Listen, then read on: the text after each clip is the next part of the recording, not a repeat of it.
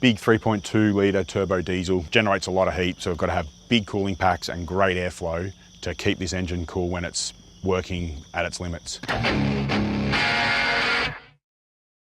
During this endurance test, probably the hardest thing is going to be the 20% grade.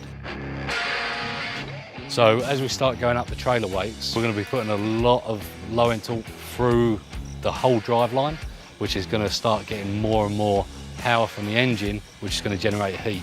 So that whole system needs to work together to keep it running up that hill. Off front of the Ranger, we have the grille, which has got a few openings in it.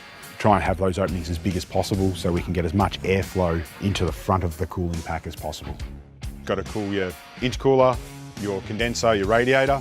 So it's got a mechanically driven fan that helps draw the air through all three heat exchangers. We've also got an engine oil cooler, and we have a trans cooler. An R-top, as we call it, which is remote transmission oil cooler.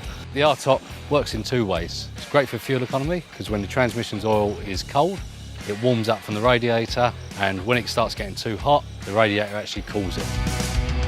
It's a nice little ecosystem going on there. We're probably looking at about 40 degrees today, but probably 70 or 80% humidity, so it's pretty tough on the car. All of these things are going to be working hard as we try and drag the 6 tonne of mass around this track.